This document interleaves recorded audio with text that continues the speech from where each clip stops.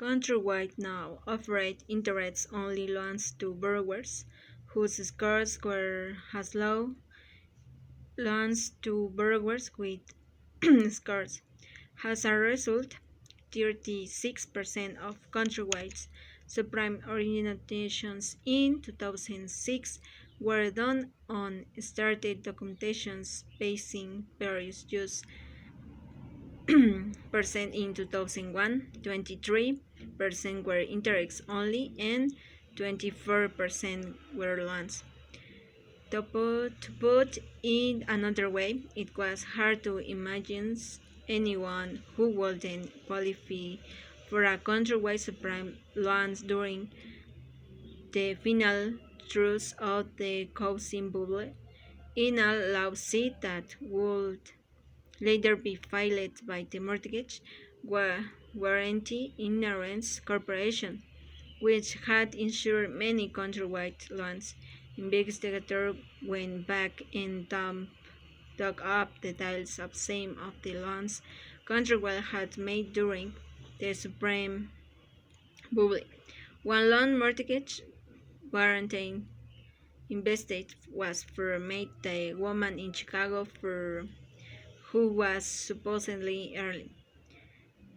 Mo has an employee for an auto body shop. According to her loans application, the house she was purchasing was intended to be her primary residence. In truth, the woman was a part-time housekeeper who earned she posed as a from buyer to help her sister and brother-in-law acquire the home. A few months after closing on the house, she returned to her home in Poland because she was unable to find steady work in Chicago. Was this an example of a borrower pulling the wool over the eyes of the loan officer? Not exactly. The borrower reported a MG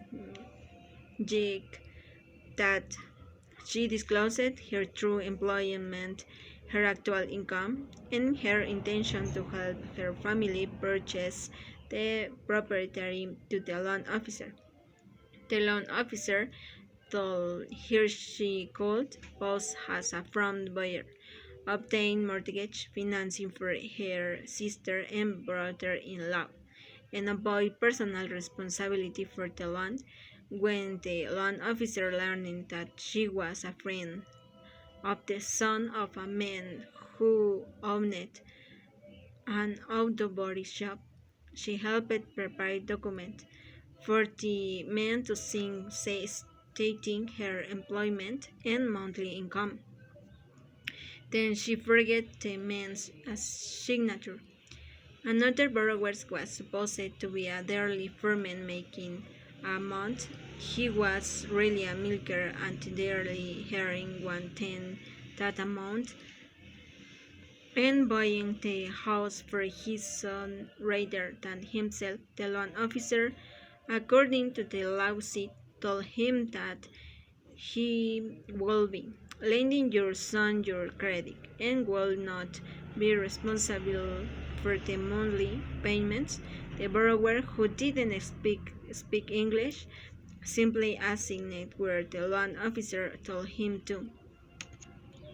As sales executives for Bay Area sales and marketing earning a month had actually been unemployed since and had to no income, and there was not much business as Bay Area sales and marketing. She got refinancing a house in Atlanta that had been appraised for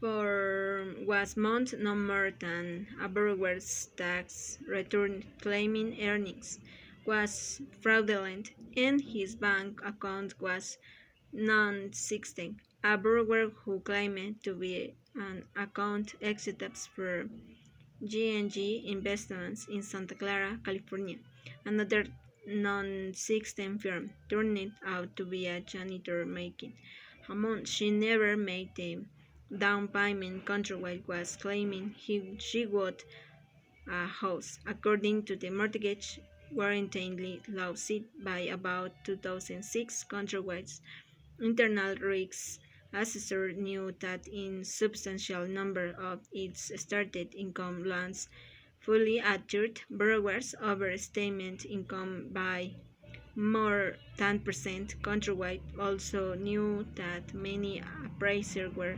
overstating proprietary value to drive assignations by making loans appear less risky. Countrywide deliberately disagreed this and other things of fraud in order to increase its market share. But those subprime loans weren't the only things that increased the risk. The strictly at Countrywide is that the schizophrenic emails Mozilla and sent back in May.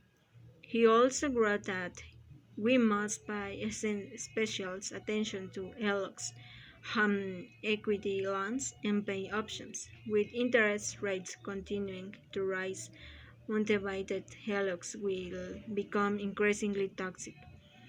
As for pay option, the bank faces potential unexpected loss because higher rates will cause these loans to reset much earlier than anticipated and as a result causing mortgagor to default due to the substantial increase in their payments. In fact, Countrywide was originating hook numbers of pay options arms. In 2005 and 2006, Countrywide originated more than $1 billion worth of pay option arms, between 20% and 21% of its total loans originator prime and subprime combined, according to a lawsuit later filed against the company. In 2007, with the market on the verge of collapse, Countrywide originated another $1 billion of these loans, according to Insights Mortgage Finance. The Los Angeles Times reported that Countrywide made one quarter of all the option arm loans in the country in 2007, although he hit percent of Countrywide by options arms went to borrowers with hit PICO scores, something Countrywide bragged about to its investors. That was a misleading statistic.